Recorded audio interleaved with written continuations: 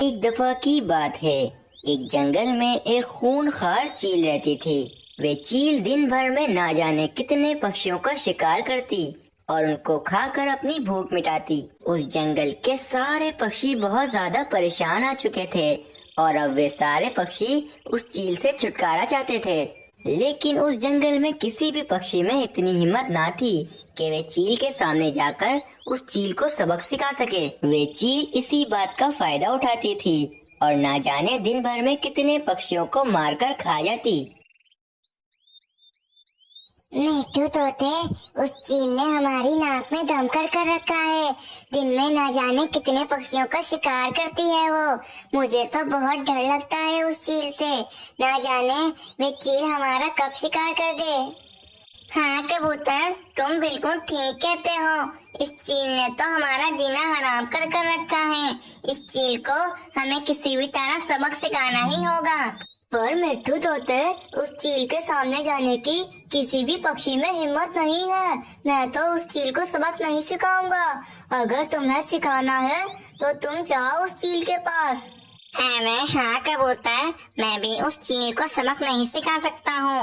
वे चील बहुत ज्यादा खतरनाक है। अगर मैं उस चील के पास चला गया तो वे मुझे मारकर खा जाएगी। मिट्टू तोते, हमें जल्दी उस चील का कुछ करना पड़ेगा, वरना वे चील हमारे जंगल के सभी पक्षियों को मारकर खा जाएगी। उस जंगल में सभी पक्षी बस उस चील के बारे में बातें ही करते, लेकिन किसी भी पक्षी में इतनी हिम्मत ना होती कि वे चील को जाकर सबक सिखाए। मुझे भोजन जमा करने जाना है, लेकिन आखिर में भोजन जमा करने जाऊं तो कैसे जाऊं? अगर मेरे जाते ही वे खूंखार चील यहाँ पर आ गई और वे मेरे मानो चिड़े को मारकर खा गई तो फिर मेरा क्या होगा? मानो चिड़ी, चलो मेरे साथ चलो। मैं तुम्हें किसी सुराख वाले पेड़ में जाकर छुपा देती हूँ। फिर मैं तुम्हारे और अपने लिए आराम से भोजन जमा कर सकूंगी। फिर मीनू चिड़िया मानो चिड़े को लेकर एक सुराख वाले पेड़ के अंदर लाकर रख देती है और मानो चिड़े से कहती है, मानो चिड़ी, मैं तुम्हारे और अपने लिए भोजन जमा करने जा रही हूँ। मेरे आने तक तुम इस पेड़ से बाहर मत निकलना, वरना तुम्हें तो पता ही ना, अगर तुम्हें उस चील ने देख लिया तो वे तुम्हें मारकर खा जाएगी। इतना कहकर मीनू चिड़िया वहाँ से चली जाती है। मानो चिड़ा आराम से उस पेड़ के अंदर बैठा हुआ होता है कि मानो चिड़ा देखता है कि सामने एक सेब पड़ा हुआ होता है। मुझे बहुत भूख लग रही है। मम्मा तो पता नहीं कब मेरे लिए भोजन जमा कर लाएंगी। चलो, वे जो सामने सेब पड़ा है मैं उसको लेकर आ जाता हूँ और फिर आराम से उस सेब को खाऊंगा। इतना कहकर वे मानो चिड़ा उस सेब के पास आ जाता है और उस सेब को खाने लगता है। बस वहीं से वे खूंखार चील भी जा रही होती है। उस चील की नजर उस मानो चिड़े पर पड़ जाती है और उसके मुंह में पानी आ जाता है। वाह भाई वाह, मेरी नजरों के सामने मेरा ही शिकार। चलो जाती हूँ इस नन्हे से चिड़े के पास और इस नन्हे से चिड़े का खूब मजे मजे से गोश्त खाती हूँ। फिर वे चील उस मानो चिड़े के पास आ जाती है और वे मानो चिड़ा उस चील को देखकर बहुत ज्यादा डर जाता है। नन्हे चिड़े, आज तो तुझे खूब मजे ले लेकर खाऊंगी।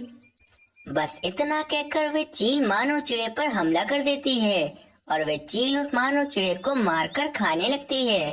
वे चील मानो चिड़े को खा ही रही होती है कि मीनू चिड़िया उस चील को देख लेती है। अरे, इस चील ने तो मेरे नन्हे से मानो चिड़े को मारकर अपना भोजन बना लिया। मैं इस चील को कभी भी माफ नहीं करूंगी। ए चील, मैं तुझसे अपने इस मानो चिड़े का बदला लेकर ही रहूंगी। तुझे कभी भी माफ नहीं करूंगी।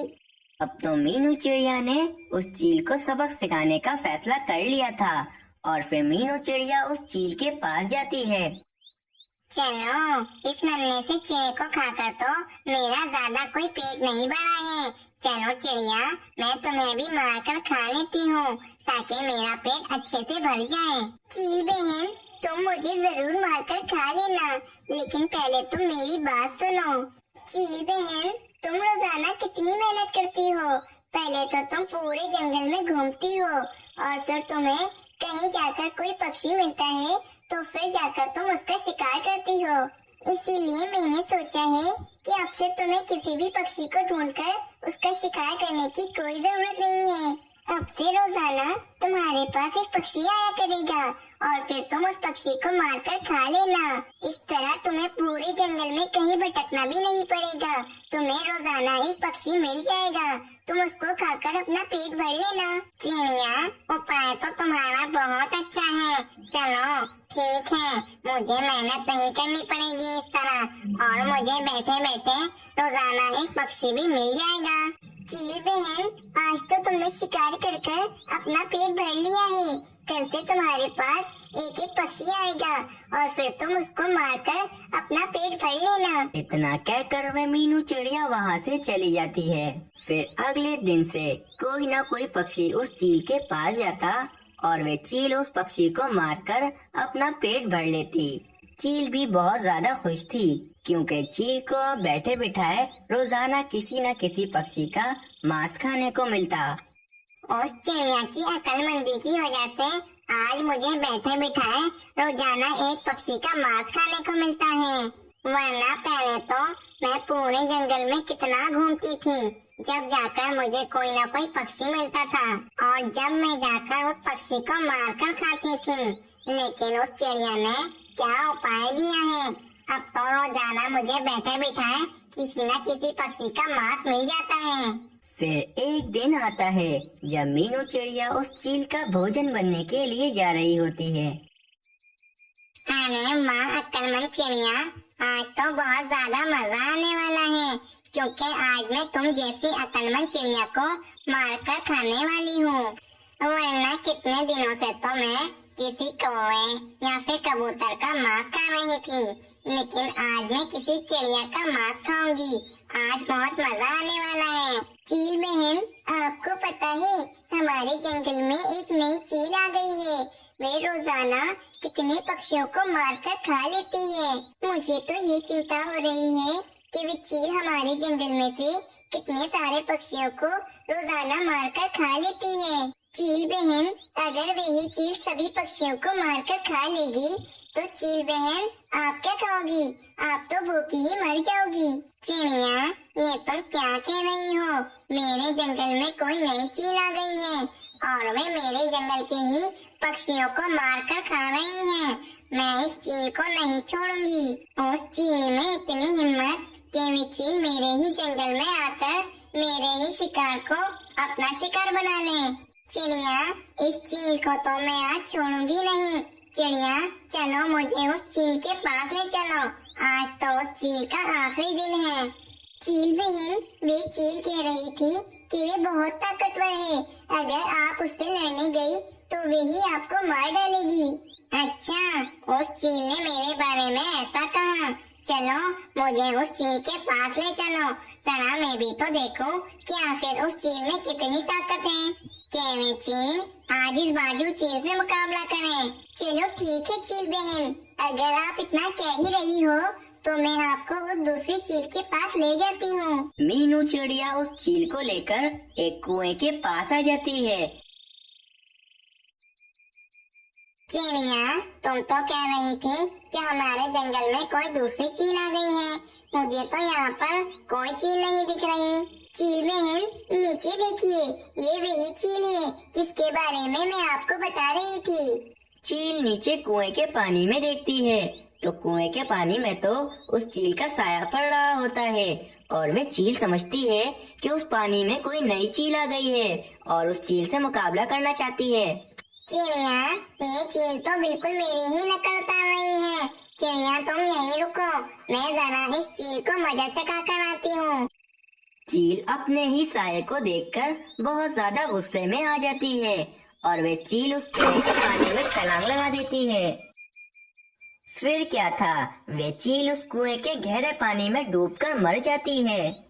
इस तरह मीनू चिड़िया उस जंगल को उस जालिम चील के चंगुल से आजाद करवा देती है। इस कहानी से हमें ये प्रेरणा मिलती है कि हम किसी भी समस्याओं में घिरे हों, लेकिन हमें हिम्मत नहीं हारनी चाहिए और अपनी अकल का इस्तेमाल करते हुए हमें समस्या का उपाय निकालना चाहिए। दूर किसी जंगल में पेड़ पर एक कालू कौवे का परिवार रहता था। कालू जी, आज हमें मेरी माँ के यहाँ जाना है। कालू जी, आज तुम भी मेरी माँ के यहाँ चलोगे?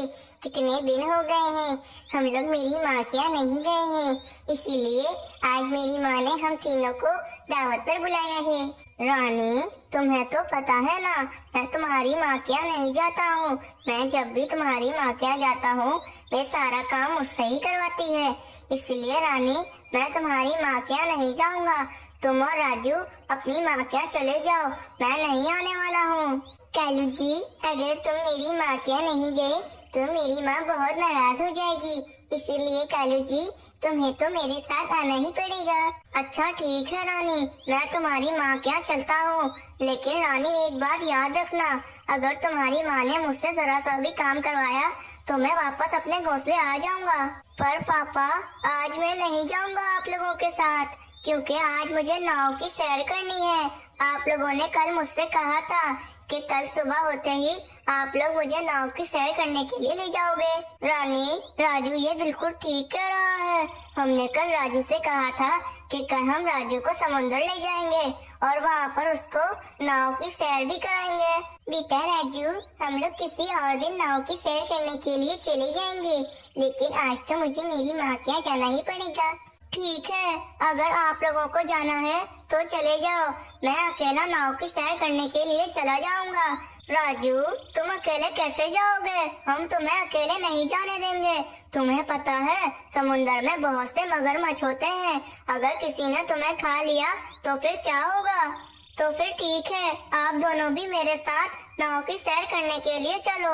रानी, ये राजू तो मान ही नहीं रहा है, ये तो जिद पे जिद कर रहा है कि इसको समुद्र में जाकर नाव की सैर करनी है। रानी, ऐसा करो कि तुम अपनी माँ के यहाँ जाओ और उससे कह दो कि हम लोग फिर किसी दिन तुम्हारी माँ के यहाँ जाएंगे। आज हम लोग राजू को लेकर समुद्र में नाव की सैर करने के लिए जाते हैं। नहीं कालू जी, आज तो हमें मेरी माँ के यहाँ ही जाना पड़ेगा, वरना मेरी माँ बहुत नाराज हो जाएगी। पर रानी, मैं क्या करूँ? ये राजू तो मानने को तैयार ही नहीं है, ये तो तुम्हारी माँ के यहाँ नहीं जाएगा, इसको तो नाव की ही सैर करनी है। वे ऐसे बातें कर रहे होते हैं कि वहाँ पर बबलू कौवा आ जाता है। अरे कालू कौवे, क्या हुआ? तुम लोग क्या बातें कर रहे हो? जरा मुझे भी तो बताओ। क्या बताओ बबलू कौवे, ये रानी कह रही है कि इसको अपनी माँ के यहाँ जाना है और ये हमें भी अपने साथ ले जाना चाहती है, लेकिन मेरा राजू कह रहा है कि इसको समुद्र में जाकर नाव की सैर करनी है। अब बबलू कौवे तुम ही बताओ कि ये बेचारा कालू करे तो क्या करे? अच्छा कालू, ये बात है, इस मसले का एक हल है मेरे पास कालू कौवे। अच्छा, इस मसले का क्या हल है तुम्हारे पास? जरा मुझे भी तो बताओ। कालू कौवे, तुम रानी की माँ के यहाँ चले जाओ और मैं राजू कौवे को लेकर नाव की सैर करने के लिए ले जाता हूँ। ठीक है बबलू कौवे, मैं रानी की माँ के यहाँ चला जाता हूँ और तुम मेरे राजू कौवे को समुद्र में नाव की सैर करने के लिए ले जाओ। फिर बबलू कौवा राजू कौवे को लेकर समुद्र की सैर करने के लिए चला जाता है।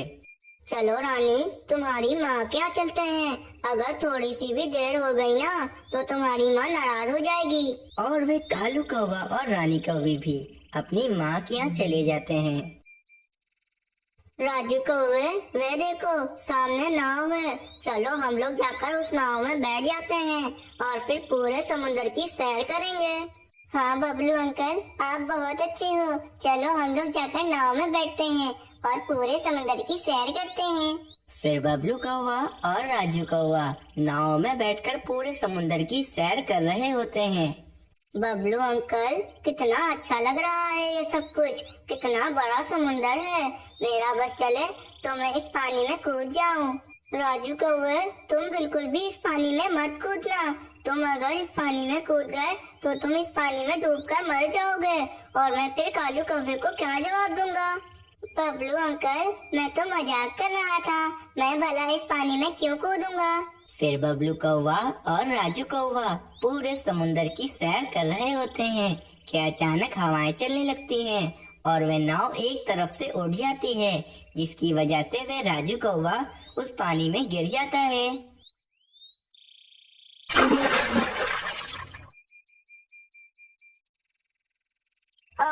क्या हो गया? राजू कौवा तो समुद्र में गिर गया है।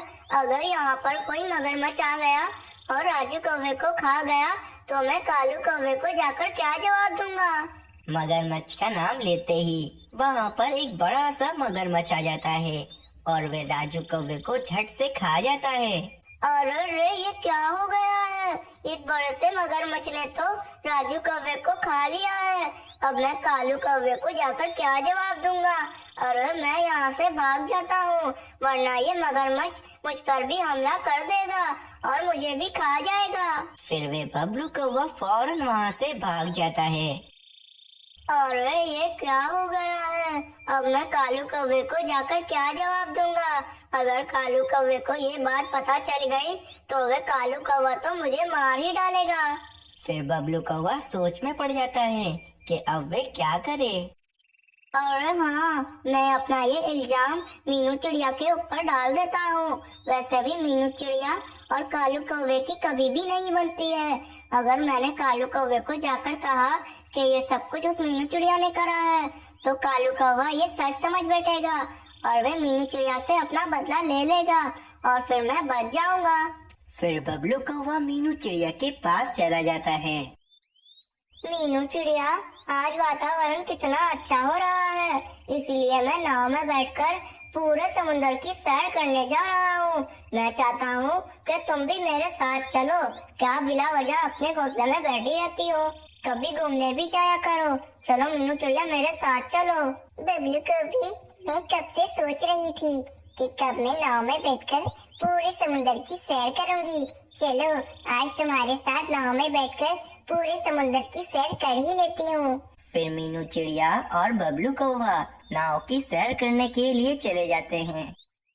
बबलू कौवी, क्या हुआ? तुम नाव में क्यों नहीं बैठ रहे हो? क्या तुम्हें समुद्र की सैर नहीं करनी है? मीनू चिड़िया, मुझे तो इस पूरे समुद्र की सैर करनी थी, लेकिन मुझे अभी याद आया कि आज मेरे मामा जी ने अपने घोंसले में मेरी दावत रखी है। इसीलिए मीनू चिड़िया, तुम अकेले इस समुद्र की सैर करो, मैं चलता हूँ। चलो, अब यहाँ तक आ ही गई हूँ तो इस नाव में बैठकर पूरे समुद्र की सैर कर ही लेती हूँ। फिर बबलू कौवा वहाँ से चला जाता है और मीनू चिड़िया उस नाव में बैठकर पूरे समुद्र की सैर करने लगती है। फिर बबलू कौवा फौरन तोते के पास जाता है और तोते से कहता है, मिट्टू तोते, अभी मीनू चिड़िया ने थोड़ी देर पहले ऐसा कांड किया है जो मैं तुम्हें बता भी नहीं सकता हूँ। मुझे बताने में भी शर्म आ रही है। अरे बबलू कौवे, मीनू चिड़िया ने ऐसा क्या कर दिया है जो तुम्हें बताने में शर्म आ रही है? जरा मुझे भी तो बताओ। मिट्टू तोते, मैंने देखा कि कालू कौवे के बेटे राजू कौवे को मीनू चिड़िया एक नाव में बिठाकर ले जा रही थी और फिर मीनू चिड़िया ने राजू कौवे को समुद्र में धक्का दे दिया और राजू कौवा समुद्र में ही गिर गया और फिर वहाँ पर एक बड़ा सा मगरमच्छ आ गया और वह राजू कौवे को झट से खा गया। बबलू कौवे, ये तुम क्या कह रहे हो? ऐसा नहीं हो सकता है। मीनू चिड़िया तो बहुत अच्छी है, वह ऐसा नहीं कर सकती है। अरे तुम्हें यकीन नहीं होता है मिट्टू तोते, तो तुम मेरे साथ समुद्र की तरफ चलो, मैं तुम्हें दिखाता हूँ। मीनू चिड़िया अभी भी नाव में बैठी होगी। फिर बबलू कौवा और मिट्टू तोता समुद्र की तरफ चले जाते हैं।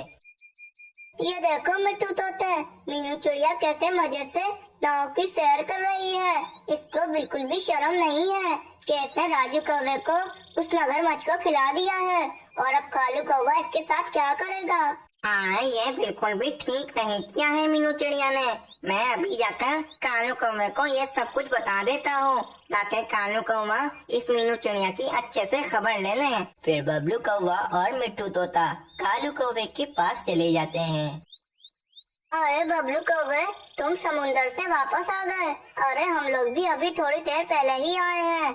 अरे बबलू कौवे, मेरा राजू कौवा कहाँ है? फिर मिट्टू तोता वे सारी बातें उस कालू कौवे को बताता है। क्या?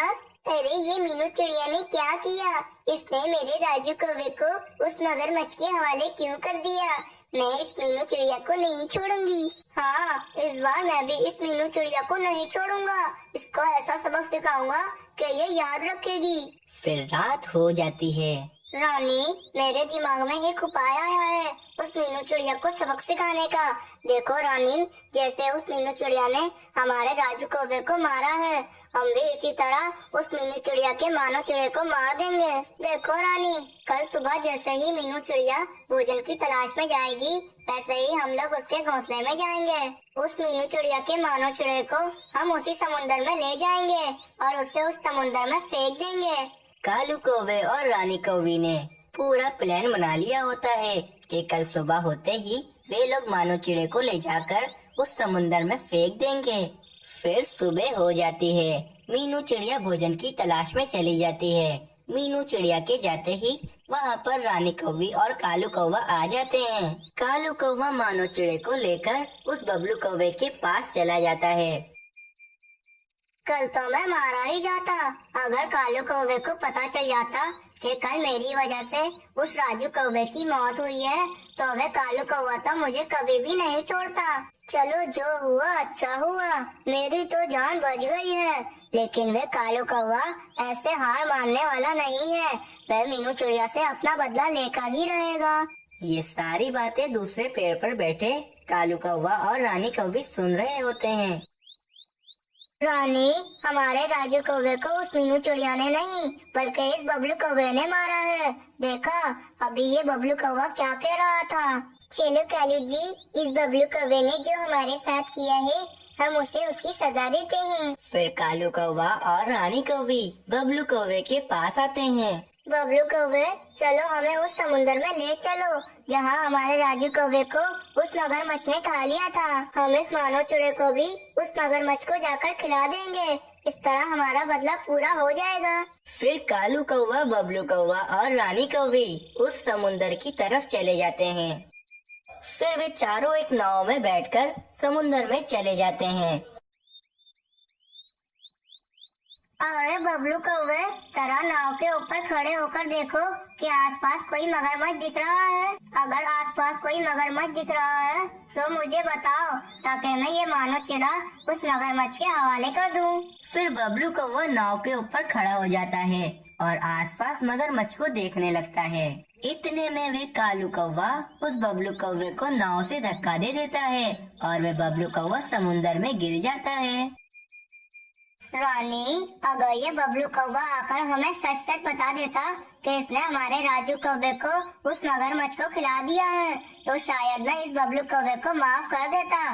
लेकिन इस बबलू कौवे ने मुझसे झूठ बोला था, तभी मैंने इसको ये सजा दी है।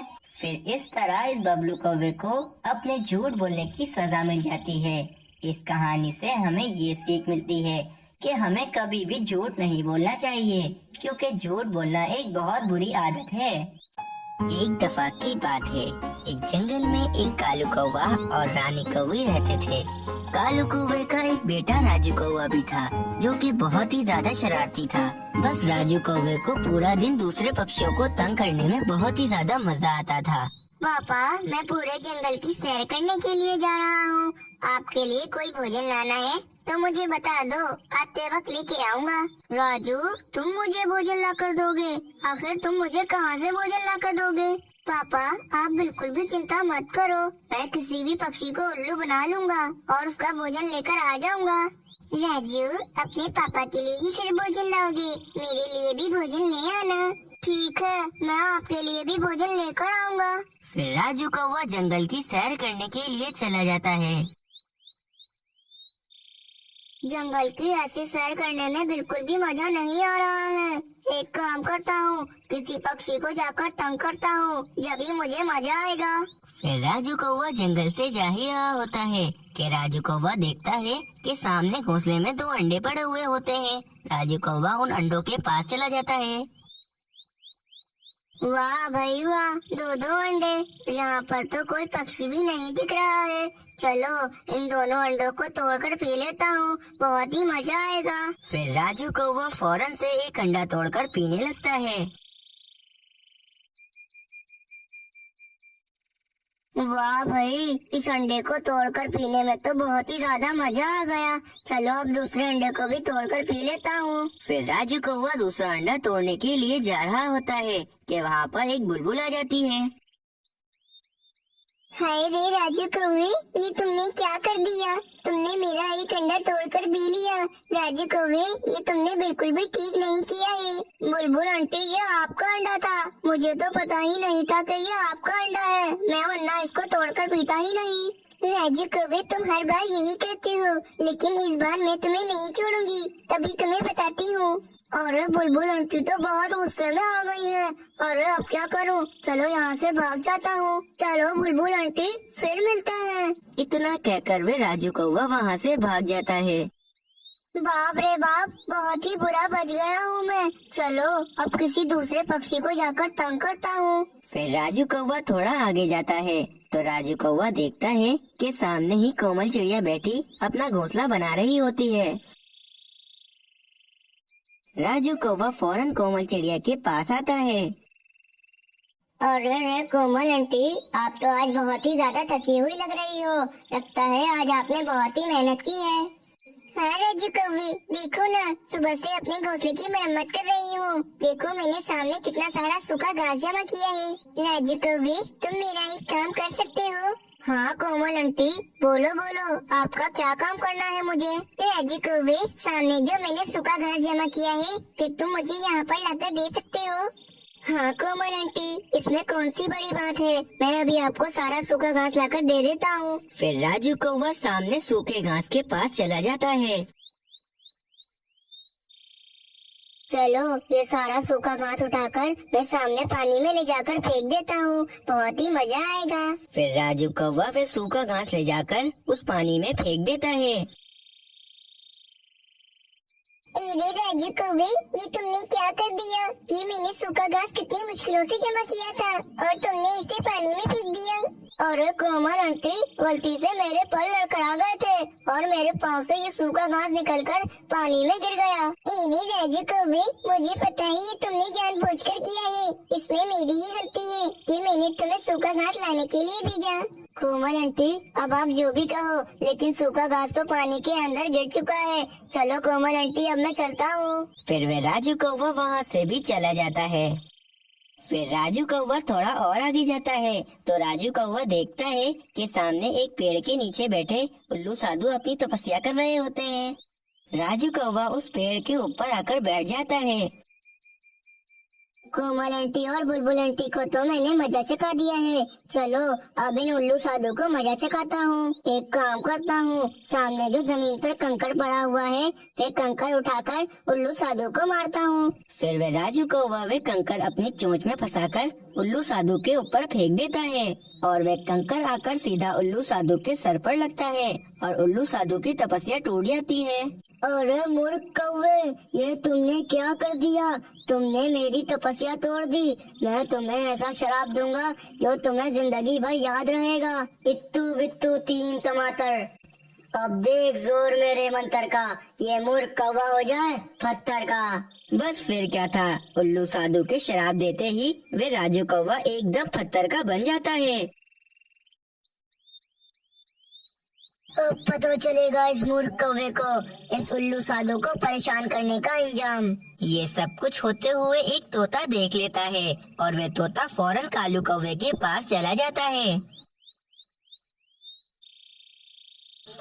कालू कौवे, गजब हो गया है, तुम्हारे राजू कौवे को एक उल्लू साधु ने शराब दे दिया है और राजू कौवा पत्थर का बन गया है। मिट्टू तोता, ये तुम क्या कर रहे हो? अरे मेरा राजू, चलो रानी, चलो राजू के पास चलते हैं। फिर कालू कौवा और रानी कौवी उल्लू साधु के पास चले जाते हैं। अरे उल्लू साधु, आपने मेरे राजू को पत्थर का क्यों बना दिया है? आप इसको कृपया कर क्षमा कर दीजिए। अगर तुम्हें अपने राजू कौवे को शराब से मुक्ति दिलानी है तो तुम्हें किसी दो पक्षियों की बलि चढ़ानी होगी। बलि चढ़ानी होगी? पर मैं किन दो पक्षियों की बलि चढ़ाऊंगा उल्लू साधु?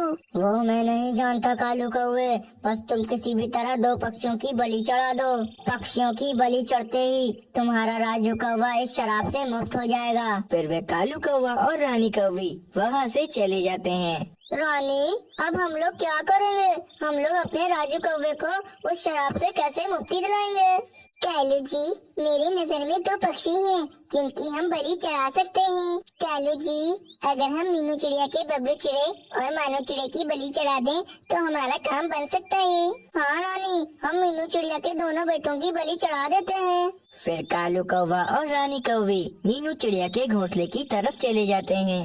बबलू चिड़े, मानो चिड़े, तुम दोनों इस घोंसले से कहीं पर भी मत जाना। मैं तुम दोनों के लिए भोजन जमा करने जा रही हूँ। फिर मीनू चिड़िया भोजन जमा करने के लिए चली जाती है।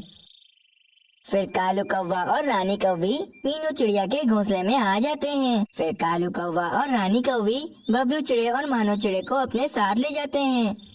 चलो रानी कौवी, अब हम इन दोनों चिड़ों को बलि चढ़ा देते हैं ताकि हमारे राजू कौवे को उस शराब से मुक्ति मिल जाए। रुक जाओ कालू कौवे, इन दोनों पक्षियों की बलि मत चढ़ाओ। इन दोनों चिड़ों की बलि चढ़ाकर तुम्हारे राजू कौवे को उस शराब से मुक्ति नहीं मिलेगी कालू कौवे। पर क्यों उल्लू साधु, आपने ही तो कहा था इन दोनों चिड़ों की बलि चढ़ाने के बाद मेरे राजू कौवे को उस शराब से मुक्ति मिल जाएगी। नहीं कालू कौवे, मैं तो सिर्फ तुम्हारी परीक्षा ले रहा था कि तुम अपने स्वार्थ के खातिर या किसी दूसरे पक्षी की बलि चढ़ाते हो, लेकिन तुम अपने स्वार्थ के खातिर इन दोनों चिड़ों की बलि चढ़ा रहे थे। कालू कौवे, तुम इस परीक्षा में असफल हो चुके हो। और कालू कौवे, अब सूखे के मौसम आने तक तुम्हारा राजू कौवा पत्थर का ही बना रहेगा। इस कहानी से हमें ये प्रेरणा मिलती है कि हमें अपने स्वाद के लिए दूसरों को हानि नहीं पहुंचानी चाहिए। एक दफा की बात है, दूर किसी जंगल में कुछ पक्षी रहा करते थे।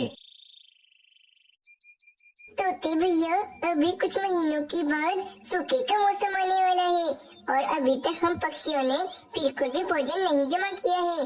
मैं क्या कहती हूँ, हम सभी पक्षी सूखे के मौसम आने से पहले पहले ही अपने लिए बहुत सारा भोजन जमा करके रख लेते हैं ताकि हमें सूखे के मौसम में भोजन की बिल्कुल भी दिक्कत न हो। हाँ मीनू चिड़िया, तुम्हारी बात एकदम ठीक है। हम पक्षियों को अभी से अपने अपने लिए काफी सारा भोजन जमा करके रखना होगा। मीनू चिड़िया, मैं क्या कहता हूँ, हम लोग अभी कालू कौवे के पास जाते हैं और उससे कहते हैं कि वे भी हमारे साथ भोजन जमा करने के लिए चले, वरना तो वे सूखे के मौसम में हमसे ही भोजन मांगने आएगा। हाँ मिट्टू तोते, तुमने बिल्कुल ठीक कहा।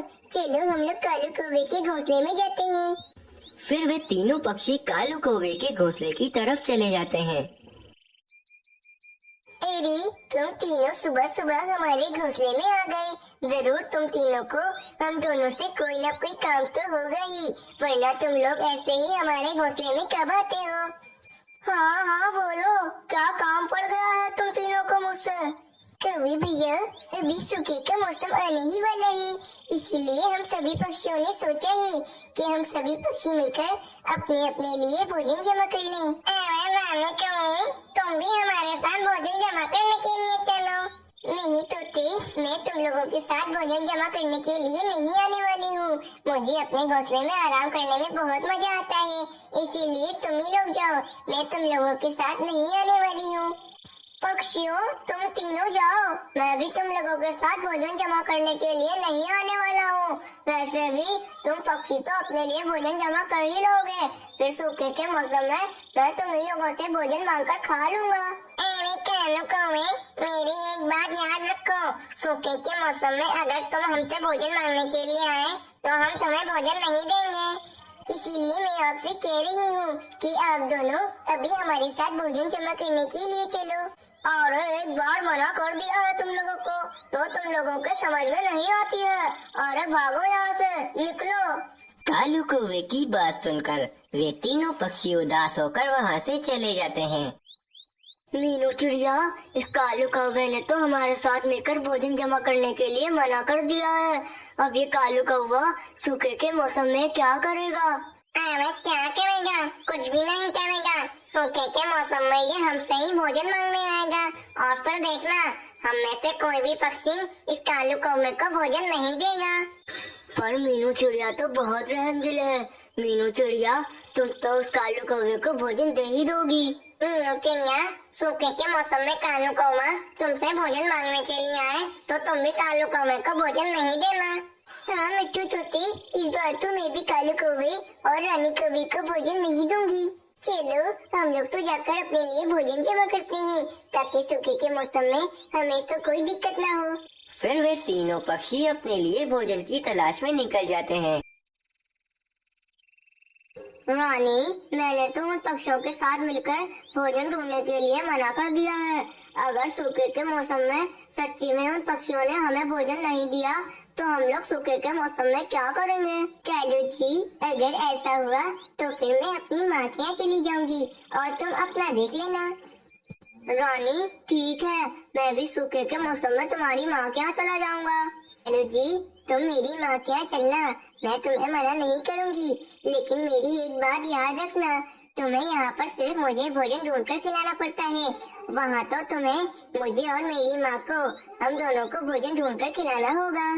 नहीं नहीं रानी, मैं तुम्हारी माँ के यहाँ नहीं जाऊँगा। जब भी मैं तुम्हारी माँ के यहाँ जाता हूँ तो तुम्हारी माँ सारा काम मुझसे ही कराती है। दूसरी तरफ वे पक्षी अपने लिए भोजन ढूंढ रहे होते हैं, लेकिन उन पक्षियों को कहीं पर भी अपने लिए भोजन नहीं मिलता है। वे तीनों पक्षी बहुत थक जाते हैं और वे लोग एक पेड़ पर आकर बैठ जाते हैं। मीनू चिड़िया, भोजन तो मिल ही नहीं रहा है, अब हम लोग सूखे के मौसम में क्या करेंगे? मिट्ठू तोते, हमें हार नहीं माननी चाहिए। हम तीनों एक काम करते हैं, हम तीनों अपने बराबर वाली जंगल में जाते हैं, वहाँ हमें अपने लिए भोजन मिल जाएगा। हम वहाँ से अपने लिए भोजन जमा कर लाते हैं। मीनू चिड़िया, अगर हम लोग दूसरे जंगल भोजन जमा करने के लिए जाएंगे तो हमें वहाँ से आते आते रात हो जाएगी और मेरे तो 2 बच्चे भी हैं, वे दोनों रात तक अकेले कैसे रहेंगे? फिर वे तीनों पक्षी ऐसे बातें कर ही रहे होते हैं कि उन तीनों के पास एक बुलबुल आकर बैठ जाती है। मीनू चिड़िया, आज तो मुझे बहुत मजा आ गया है, क्योंकि आज मैंने बहुत मजे का भोजन जो खाया है। बुलबुल बहन, आपने आज क्या मजे का भोजन खाया है जो आपको आज इतना मजा आ गया है? मीनू चिड़िया, जंगल के आखिर में एक बहुत बड़ी पानी पूरी पड़ी हुई है, वे पानी पूरी ही खा के आ रही हूँ मैं। क्या मजे की पानी पूरी थी वे। चलो मीनू चिड़िया, हम लोग भी उस पानी पूरी के पास जाते हैं और हम लोग भी उस पानी पूरी को खाते हैं। फिर वे तीनों पक्षी पानी पूरी खाने के लिए चले जाते हैं। फिर वे तीनों उस बड़ी सी पानी पूरी के पास आ जाते हैं और वे लोग खूब मजे से उस पानी पूरी को खाने लगते हैं। मीनू चिड़िया, कितनी बड़ी पानी पूरी है ये, और इस पानी पूरी का पानी कितना ज्यादा है और ये कितना ज्यादा स्वादिष्ट भी है। हाँ मिट्ठू तोते, इस पानी पूरी का पानी तो बहुत मजे का है, लेकिन मिट्ठू तोते, अगर गलती से कोई पक्षी इस पानी पूरी के पानी के अंदर गिर गया तो वे तो अपनी जान से हाथ धो बैठेगा। हाँ चिड़िया, इस पानी पूरी के अंदर तो काफी सारा पानी है, अगर कोई पक्षी गलती से इस पानी पूरी के अंदर गिर गया तो वे तो मर ही जाएगा। फिर वे सारे पक्षी पानी पूरी खाकर वहाँ से चले जाते हैं। रानी, ये पक्षी कहीं दिख नहीं रहे हैं, मुझे लगता है इन लोगों ने भोजन जमा कर लिया होगा। तुम यहीं बैठो, मैं देख कर आता हूँ क्या इन लोगों ने भोजन जमा करा है या फिर नहीं करा। कैलू जी, जा ही रहे हो तो मेरे लिए भोजन भी चोरी कर ले आना, मुझे बहुत भूख लग रही है। हाँ हाँ रानी, मैं किसी पक्षी को बुद्धू बनाकर उसका भोजन ले आऊंगा। फिर कालू कौवा वहाँ से चला जाता है। मीनू चिड़िया, तुम लोग तो भोजन ढूंढने वाले थे, तो फिर क्या हुआ? अपने अपने घोंसलों में थक हार कर बैठ गए हो ना? कवि भैया, हम सभी पक्षियों ने अपने लिए भोजन ढूंढ लिया है। कवि भैया, इस जंगल के आखिर में एक बहुत बड़ी पानी पूरी पड़ी हुई है, हम सभी पक्षियों ने उसी पानी पूरी को खाकर अपना पेट भरा है। चलो मीनू चिड़िया, मैं जाता हूँ जंगल के आखिर में और जाकर पानी पूरी खाता हूँ। एक काम करता हूँ, रानी कौवी को भूख लगी थी, मैं रानी कौवी को भी साथ जंगल के आखिर में ले जाता हूँ और फिर हम दोनों मिलकर वे बड़ी पानी पूरी खा लेंगे। फिर कालू कौवा रानी कौवी के पास चला जाता है। रानी, एक बहुत ही अच्छी खबर लाया हूँ मैं, जंगल के आखिर में एक बहुत ही बड़ी पानी पूरी पड़ी हुई है, चलो तुम्हें भूख लगी थी, हम लोग उस पानी पूरी के पास जाते हैं और जाकर उसको खाते हैं। फिर कालू कौवा और रानी कौवी दोनों उस पानी पूरी के पास चले जाते हैं। कालू कौवा और रानी कौवी उस पानी पूरी के पास आ जाते हैं और खूब मजे से उस पानी पूरी को खाने लगते हैं। रानी, कितने मजे की पानी पूरी है ये, कितना मजा आ रहा है इस पानी पूरी को खाने में। हाँ कालू जी, बहुत मजे की है ये पानी पूरी। रानी, हम दोनों मिलकर जल्दी से ये सारी पानी पूरी खत्म कर लेते हैं, वरना तो वे सारे पक्षी आकर ये सारी पानी पूरी खा लेंगे और हमारे लिए नहीं बचाएंगे। हाँ कालू जी, हम दोनों मिलकर जल्दी से ये पूरी पानी पूरी खा लेते हैं। लेकिन कालू जी, हम लोग ऐसे ही ये पानी पूरी खाते रहे तो हमें बहुत समय लग जाएगा। हम दोनों एक काम करते हैं, हम दोनों इस पानी पूरी के अंदर चले जाते हैं और फिर आराम से इस पानी पूरी को खाएंगे। हाँ रानी, तुम बिल्कुल ठीक कह रही हो। हम दोनों इस पानी पूरी के अंदर चले जाते हैं और फिर आराम से इस पानी पूरी को खाते रहेंगे। कालू कौवा और रानी कौवी अपनी लालच की वजह से उस पानी पूरी के अंदर चले जाते हैं।